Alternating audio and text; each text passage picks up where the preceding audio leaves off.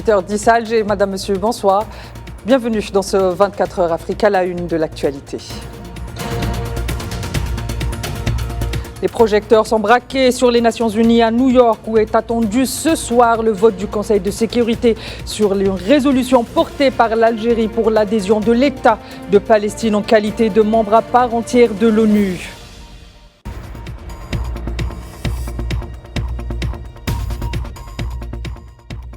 Le président sénégalais fraîchement élu effectue ce jeudi sa première visite officielle dans la Mauritanie voisine à la tête d'une importante délégation composée de ministres et d'acteurs économiques.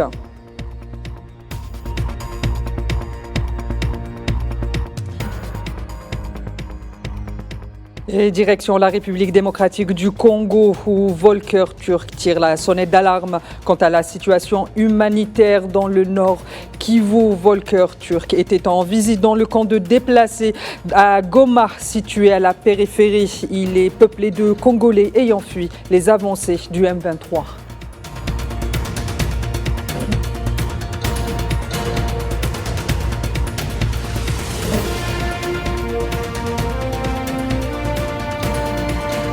Je vous le disais à l'instant, plus que quelques heures avant le vote décisif au Conseil de sécurité, décisif et historique quant à la résolution présentée par l'Algérie recommandant l'admission de l'État de Palestine, membre à part entière de l'ONU. La mission de l'Algérie auprès des Nations Unies a officiellement soumis au nom du groupe arabe le projet de résolution au Conseil de sécurité. Le vote devrait avoir lieu ce soir à 15h heure de New York et à 22h heure Alger. Bien évidemment, nous reviendrons sur ce vote dans nos prochaines éditions plus en détail.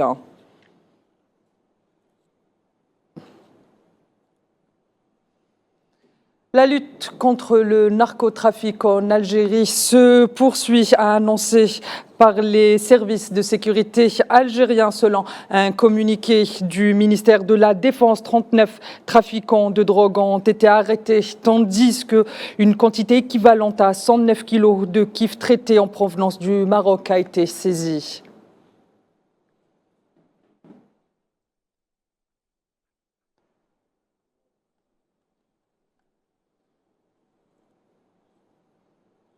Le ministre algérien des Affaires étrangères, Ahmed Attaf, a mis en avant ce mercredi depuis New York l'impératif d'adopter une approche collective à la hauteur des aspirations de la jeunesse méditerranéenne.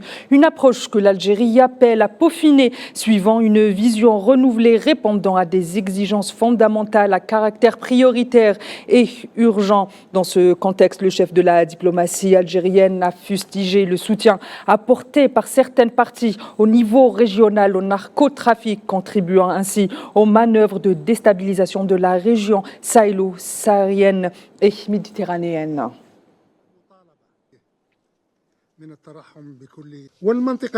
La région a besoin d'une approche dans laquelle tout le monde s'engage à respecter les principes de bon voisinage et celui des intérêts mutuels, car il naît parmi ces principes et règles ce que nous avons vu et ce que nous voyons toujours dans notre voisinage, qui tente de noyer la région dans différents types de drogues qu'il produit et qu'il transforme en une arme destructrice pour les jeunes du voisinage méditerranéen. Dans le dossier sahraoui, les participants à la 5e session du Forum diplomatique de solidarité avec le peuple sahraoui ont réaffirmé leur soutien indéfectible à la lutte du peuple sahraoui pour exercer son droit à l'autodétermination et l'indépendance, appelant le Conseil de sécurité de l'ONU à relancer le processus de paix sans délai et à mettre fin aux obstacles dressés par l'occupation marocaine pour entaver la résolution de ce conflit et faire perdurer avant de rappeler à l'Espagne qu'elle ne peut continuer à se soustraire à ses engagements internationaux autant que puissance administrante du Sahara occidental, appelant à assumer pleinement ses responsabilités historiques, juridiques, diplomatiques et morales en vue de mettre fin à la colonisation du Sahara occidental.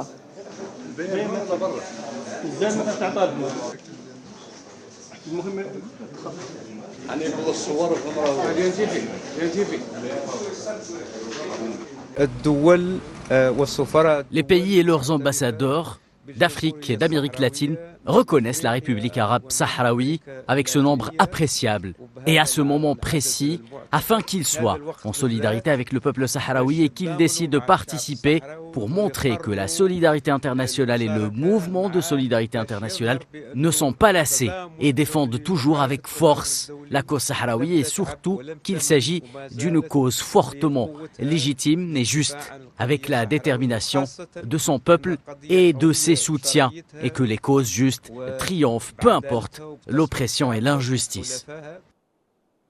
Je vous le disais en titre, le président sénégalais Bassirou Diomaye Faye est arrivé ce matin à Nouakchott, capitale mauritanienne. C'est donc la Mauritanie que Diomaye Faye a choisi pour sa première visite d'État. Cette visite est l'occasion d'échanges sur les secteurs prioritaires de la coopération multiforme entre les deux pays en vue de renforcer les liens historiques de bon voisinage et de brassage socio-culturel, a fait savoir Diomaye Faye par voie de communiqué avant son départ. Lors de ce premier déplacement à l'étranger, Bassirou Diomaye Faye, élu à la tête du Sénégal lors du scrutin du 24 mars dernier, rencontrera son homologue mauritanien Ould Cheikh Al-Ghazouani, qui est également le président en exercice de l'Union africaine. A noter que lors de cette visite, Diomaye Faye est accompagné d'une importante délégation.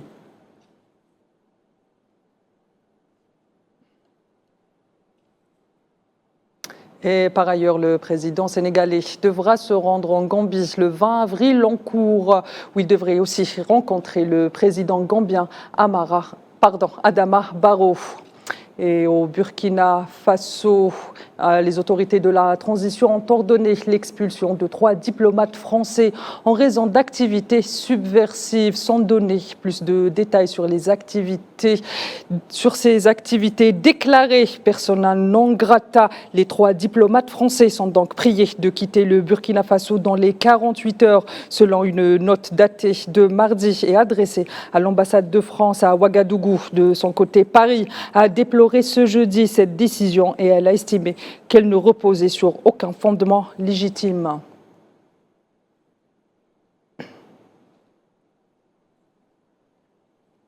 Et la situation humanitaire à l'est de la République démocratique du Congo alerte une nouvelle fois les agences onusiennes. Le haut commissaire des Nations Unies aux droits de l'homme, Volker Turk, pointe du doigt l'inaction de la communauté internationale et invite à prendre au sérieux la problématique du violent abcès sécuritaire qui sévit actuellement au Nord Kivu, estimant que cette situation est sans précédent. Le point avec Imen Merad.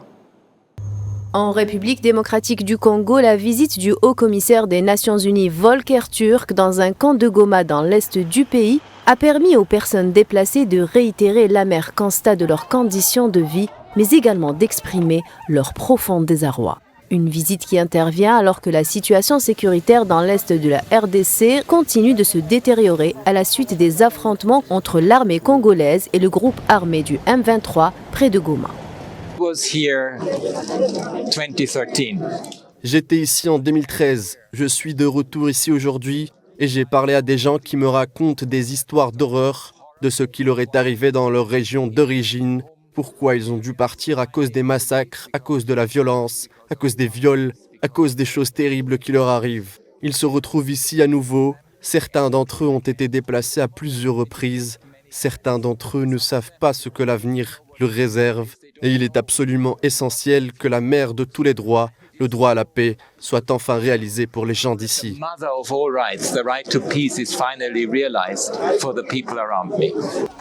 Des milliers de Congolais ont été contraints de quitter leurs terres et leurs foyers et se déplacer dans des camps de réfugiés pour fuir la violence. Ce qui me brise le cœur, c'est de voir une population épuisée par la violence, épuisée par les conflits, épuisée par les horreurs de son quotidien. Ils ont besoin d'un avenir, ils ont besoin de voir un avenir. À l'issue de cette visite, Volker Turk doit rencontrer ce jeudi le président Félix Tshisekedi ainsi que de hauts membres du gouvernement à Kinshasa. À noter qu'une dizaine de militants de mouvements citoyens ont été arrêtés mercredi à Goma. Parmi leurs revendications, le départ du maire, lui reprochant d'avoir échoué à sécuriser la ville, la démilitarisation de la cité ou encore la libération d'un de leurs camarades emprisonnés. Le secrétaire général des Nations Unies, Antonio Guterres, appelle le Soudan du Sud à prendre des mesures urgentes pour faire des progrès nécessaires à la tenue fin 2024 des premières élections dans le pays depuis la transition. Ces élections prévues dans le cadre d'un accord de paix qui a mis fin en 2018 à 5 ans de guerre civile entre les rivaux de Salva Kiir et de Riek Machar ont été reportées à plusieurs reprises. L'évaluation conduite par la mission de maintien de la paix de l'ONU dans le pays, la MINUS, a conclu que les parties prenantes sud-soudanaises avaient un besoin urgent de compétences et d'assistance sur les plans techniques, juridiques, opérationnels pour que les élections puissent se tenir en décembre 2024, voire plus tard, a écrit Antonio Guterres dans son rapport publié mercredi.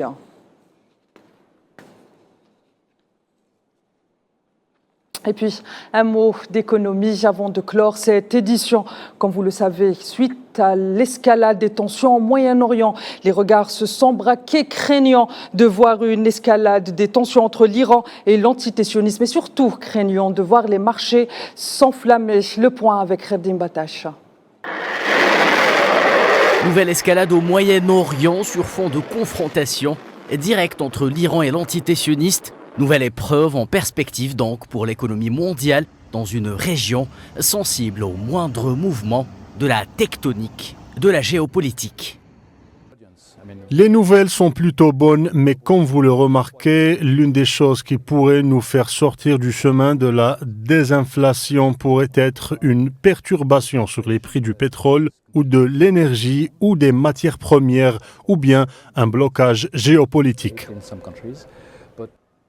Dans les salles de marché, les voyants virent au rouge, même si pour le moment, le statu quo semble dominer les débats, avec pour commencer un prix du brut qui reste étonnamment stable, mais qui pourrait s'emballer dès la moindre escarmouche. Oui, le prix du pétrole réagit également de manière relativement stable ce matin, tout comme le prix de l'or. Tant qu'il n'y a pas de conflagration et qu'il s'agit d'un conflit régional, l'impact sur le marché boursier est relativement faible, même pour le moment. Ce qui fait craindre le pire aux économistes, c'est la manière dont les passages maritimes réagiront à ces menaces. La région abritant l'une, si ce n'est la plus importante porte maritime au monde, en l'occurrence le détroit d'Ormuz, par lequel transite 1/5 du volume de la consommation mondiale totale de pétrole chaque jour, soit en moyenne 20,5 millions de barils de pétrole brut, et ce d'autant plus que les États-Unis brandissent déjà la menace de nouvelles sanctions contre Téhéran. En ce qui concerne les sanctions, je m'attends à ce que nous prenions des sanctions supplémentaires contre l'Iran dans les prochains jours.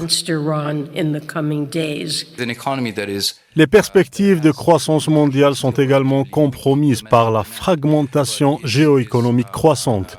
Les liens commerciaux sont déjà en train de changer. Certains économistes pourraient tirer profit de la réconfiguration des chaînes d'approvisionnement mondiales, mais l'effet net pourrait encore être une perte d'efficacité, rendant l'économie mondiale moins et non pas plus résiliente, et la coopération mondiale en pâtit plus largement.